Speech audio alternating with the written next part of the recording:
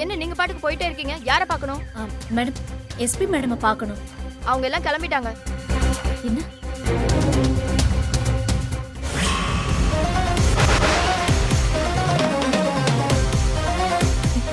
மாமா, என்ன யாரும் இல்லை, என்னாச்சு? அண்ணி என்னாச்சு? எல்லாரையும் ஜெயிலுக்கு கூட்டு போயிட்டாங்க சக்தி. கொஞ்ச நேரத்துக்கு முன்னாடி வந்திருந்தா அவங்கள தடுத்துருக்கலாமே சக்தி. இன்னையில இருந்து 3 நாளைக்கு கோர்ட் லீவு. 3 நாள் ரங்கநாயகி ஜெயிலுக்குள்ள கிடப்பாளே. ஐயோ, நான் என்ன பண்ணுவேன்? என்னப்பா? அப்பா, ஏன்பா அழறீங்க? அழாதீங்கப்பா.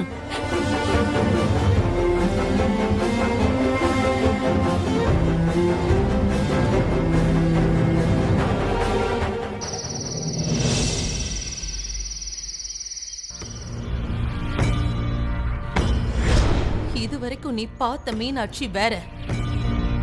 இனிமே நீ பார்க்க போறது புது மீனாட்சி. அத ஞாபகம் வச்சுக்கோ. இன்னையில இருந்து உனக்கு அழிவு காலம் தொடங்கிருச்சு. உன்னோட பண திமிருக்கும் ஆணவத்துக்கும் ஒரு முற்றுப்புள்ளி வைக்க போறேன்.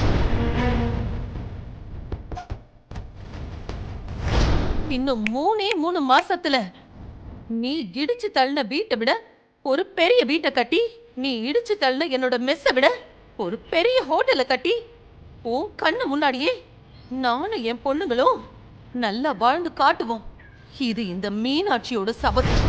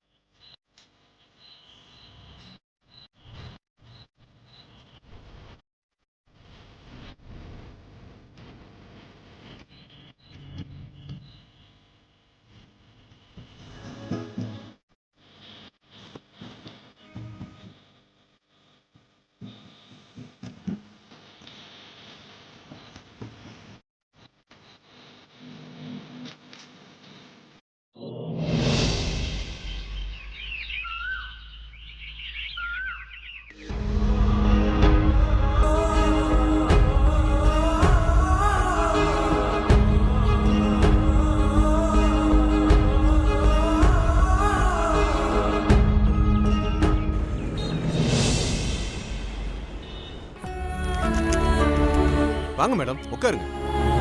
வணக்கம் சார். என் அத்தைய பெயில் எடுக்கிறதுக்கு எல்லா ஏற்பாடும் பண்ணிட்டீங்களா? அதாம்மா ரெடி பண்ணிட்டு இருக்கேன். ஆனா உங்க அத்தைய பெயில் எடுக்கிறது கொஞ்சம் டவுட் தாம்மா. ஏன் சார் அப்படி சொல்றீங்க? எங்க அத்தை மேல வீண் பழி போட்டிருக்காங்க, அத சொல்லி பெயில் வாங்க முடியாதா? அதை நாம நிரூபிச்சு காட்டணும்.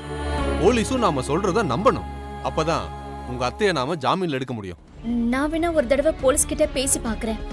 வேணும்னா ஸ்டேட்மெண்ட் கூட எழுதி தரேன். அப்போவாச்சும் நம்புவாங்கல்ல சார்? கொஞ்சம் பொறுமையா கேளுங்க மேடம். இது ரொம்ப காம்ப்ளிகேட்டடான கேஸ். உண்மை எது பொய் எதுன்னு தெரியாத அளவுக்கு நம்ம எல்லாரையுமே குழப்பற கேஸ். அதனால போலீஸ் சீக்கிரமா ஒரு முடிவுக்கு வர மாட்டாங்க. அவங்க முடிவெடுக்க மாட்டாங்கன்னு நாம சும்மா இருக்க முடியுமா சார்? நம்ம சைடுல இருந்து என்னென்ன ஆதாரங்கள்லாம் கொடுத்து மூவ் பண்ண முடியுமோ அதெல்லாம் செஞ்சிடணும் சார். நான் இல்லைன்னு சொல்லலையே. ஆனா இந்த கேஸ்ல இருக்கிற முக்கியமான முடிச்ச நீங்க கவனிச்சீங்களா? ரங்கநாயகி மேல கம்ப்ளைண்ட் கொடுத்திருக்கிறது உங்க அம்மா. ரங்கநாயகி அம்மா மேல தப்பு இருக்காதுன்னு சொல்றது நீ. இதுல போலீஸ் யார் பக்கம் நிப்பாங்கன்னு நீங்க பாக்குறத விட இந்த பிரச்சனையில யாரு பாதிக்கப்பட போறாங்கிறது முக்கியம். இல்ல சார், நீங்க என்ன சொல்றீங்கன்னு எனக்கு புரியல. சக்தி, இந்த கேஸால உங்க வாழ்க்கையில நிறைய பிரச்சனை வரும் சக்தி. புகாரை கொடுத்திருக்கிற உங்க அம்மா பக்கம் நீங்க நின்னா வெற்றியோடையும் ரங்கநாயகி அம்மாவோடையும் பிரச்சனை வரும். ரங்கநாயகி அம்மா பக்கம் நீங்க நின்னா உங்க அம்மாவோடவும் உங்க கூட பிறந்தவங்களோடையும் பிரச்சனை வரும். இப்போ நீங்க யார் பக்கம் நிக்க போறீங்க சக்தி? சொல்லுங்க. உங்க முடிவை நீங்க சொன்னீங்கன்னா நாம அடுத்து என்ன செய்யறதுன்னு யோசிக்கலாம். இன்னைக்கே சொல்லணும்னு கூட அவசியம் இல்லை. நீங்க நல்லா யோசிச்சு நாளைக்கு கூட சொல்லுங்க.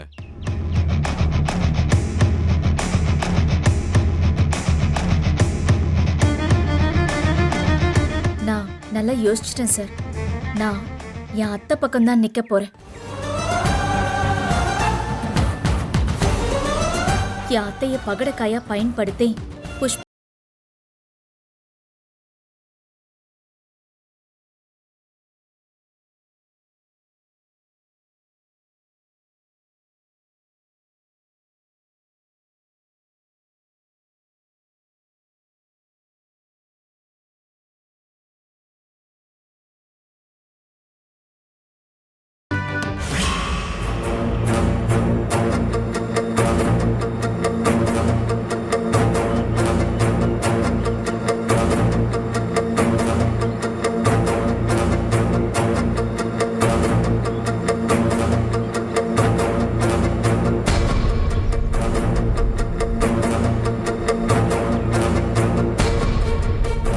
உங்களெல்லாம் நான் அவ்வளோ சீக்கிரம் விட்டுருவேன்னு நினைச்சீங்களா? உங்க வாழ்க்கையில சாகுற வரைக்கும் மறக்க முடியாத அளவுக்கு வச்சு செய்ய போறேன்.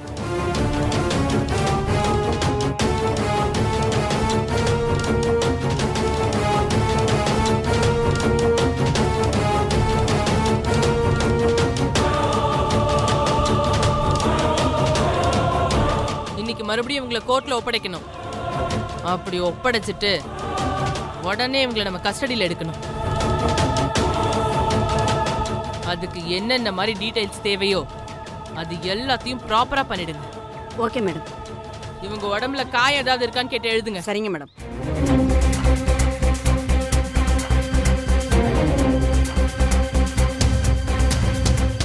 சொல்லுமா, உடம்புல ஏதாவது காயம் இருக்கா? நீ சொல்லுமா, உன் உடம்புல எதுவும் காயம் இருக்கா? உள்குத்து நிறைய இருக்கு, குறிச்சுக்கிறீங்களா? ஏய், என்ன திமிரா? பாத்ரூம்ல வழுக்கி விழுந்துருவ பாத்துக்க. வணக்கம்.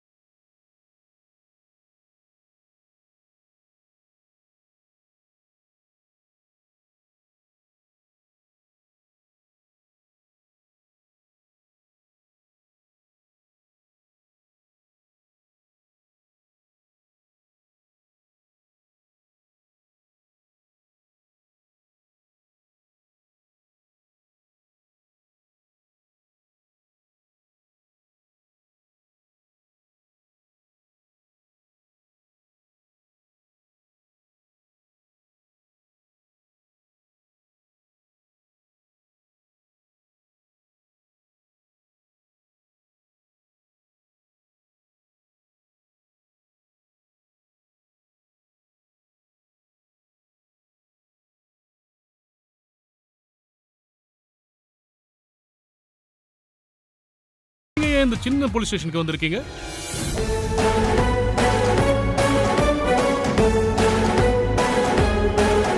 நீங்க என்ன ரீசனுக்காக இங்க வந்திருக்கீங்களோ அதே ரீசனுக்காக தான் நானும் இங்க வந்திருக்கேன். சுப்ரீம் கோர்ட்ல ஆர்கியூ பண்றவராச்சே, திறமையா தான் பேசுறீங்க. பேசுறது மட்டும் இல்ல மேடம், எடுக்கிற கேஸ் எல்லாத்துலயும் ஜெயிச்சும் காட்டுவேன். ஓ, இவங்கள ஜாமீன்ல எடுக்க வந்தீங்களா? அது கிடைக்காது. இன்னும் கொஞ்ச நேரத்துல இவங்கள கோர்ட்ல ப்ரொடியூஸ் பண்ணி கஸ்டடியில எடுக்க போறேன்.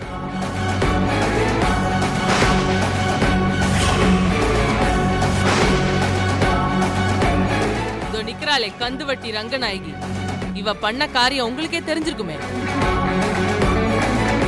பக்கத்துல நிக்கிறாளே பூஜா, இவ மேல ஒரு கொலை கேஸ் இருக்கு. அதுக்கப்புறம் இங்க நிக்கிறவங்க எல்லாம் குண்டாசுன்னு வச்சுக்கலாம். இவங்களெல்லாம் நீங்க ஜாமீன்ல எடுக்க போறீங்களா?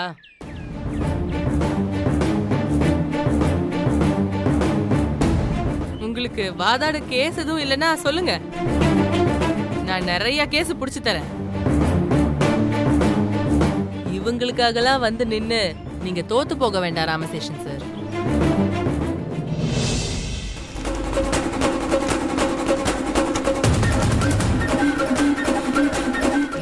கோர்ட் ஆர்டர் மேடம், படிச்சு பாருங்க.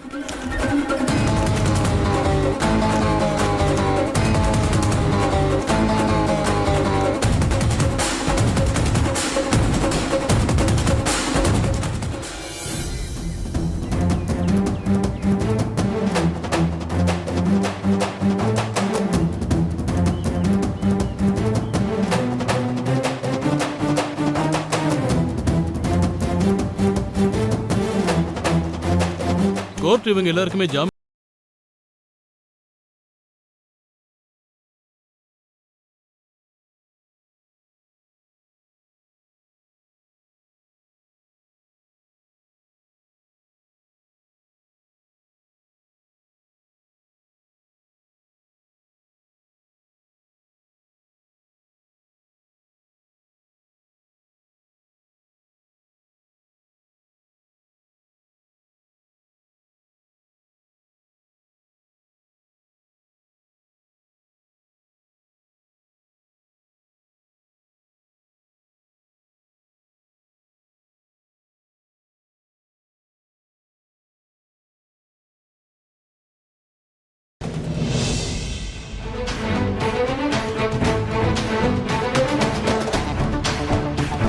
எப்படியோ வெளியே கொண்டு வந்துட்டீங்க சார். உங்களுக்கு எப்படி நன்றி சொல்றதுன்னே தெரியல.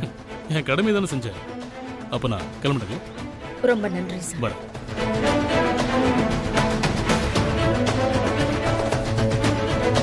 போலாம்.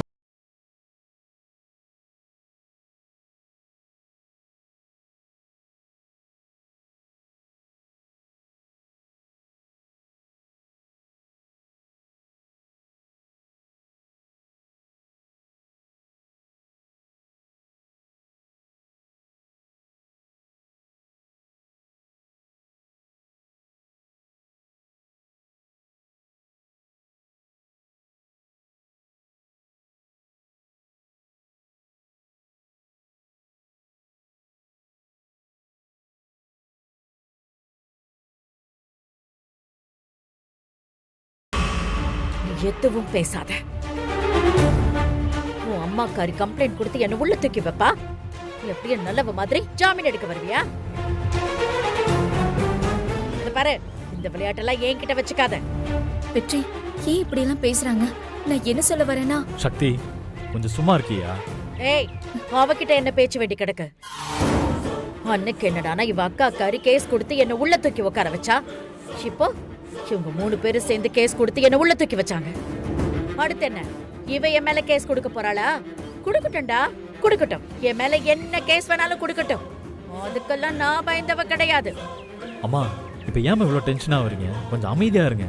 ஏய், இதெல்லாம் போய் உன் மாமியார் கிட்ட சொல்லு.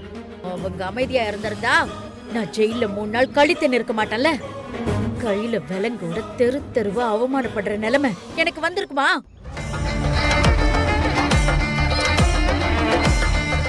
ரோட்டு கடை போட்டு இட்லி விக்கிற பொம்பளை என்ன இப்படி அவமானப்படுத்துவாளா? போதும் நிறுத்துங்க.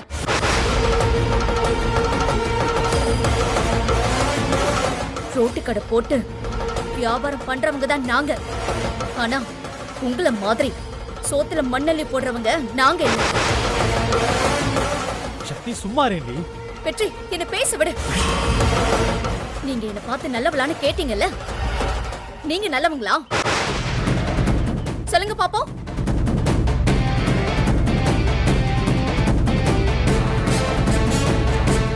எங்க வீட்டை இடிக்கிறதுக்கு இவங்க கிட்ட நீங்க பணம் கொடுத்தீங்கல்ல, அது இல்லைன்னு சொல்ல முடியுமா உங்களால? சக்தி, என் பேச்ச நீ கேட்பிய மாட்டியா? என்ன பத்தி அவங்க மட்டமா பேசிக்கிட்டு இருக்காங்க, அதை நீ தட்டி கேட்க மாட்டியா வெற்றி? என்னதான் கேப்பியா?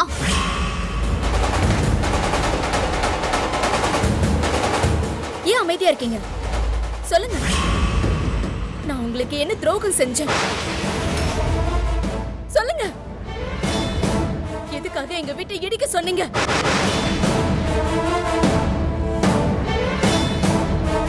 இப்ப மரியாதையா சொல்ல போறீங்களா இல்லையா? சக்தி, அண்ணே, அண்ணே,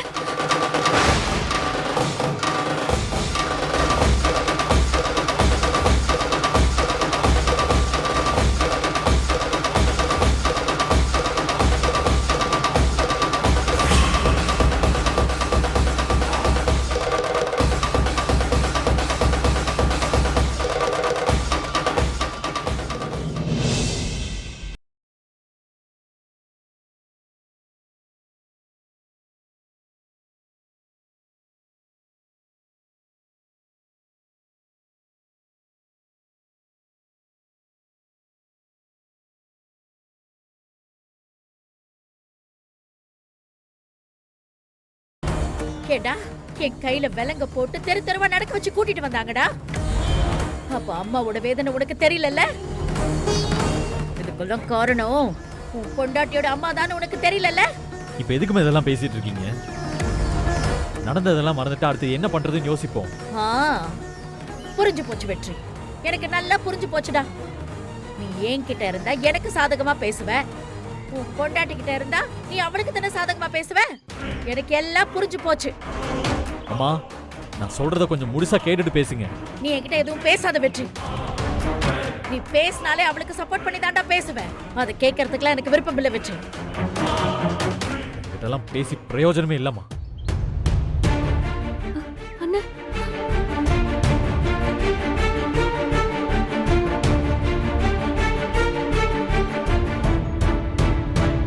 ரங்கநாயகி, நம்ம கிளம்பலாம், வீட்டுக்கு போகலாம்.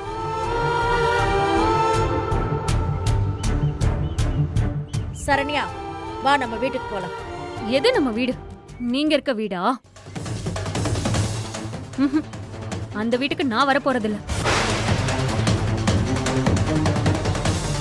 நீங்க இல்லாத இந்த 3 நாளும் அப்பாக்கு துணையா இருக்கணும் தான் நான் அங்க போய் இருந்தேன். இனிமே அந்த வீட்டு வாசப்படியை நான் மிதிக்க மாட்டேனே. ஏண்டி, உன்னை இந்த அளவுக்கு மாத்தி வச்சிருக்காளா அவ? மா, யாரும் என்ன மாத்தல, நீதான் ரொம்ப மாறி போயிருக்க. புள்ளத்தாச்சு பொண்ணாச்சு, அம்மா கூட வந்து இருன்னு பாசமா கூப்பிட்டா நீ பாட்டுக்கு இஷ்டத்துக்கு உன் வாய்க்கு வந்தபடி பேசிட்டு போயிட்டே இருக்க. இத பாருடி, இன்னொரு தடவை என் மூஞ்சில குடிக்காத, எங்கேயோ போய் தொலை.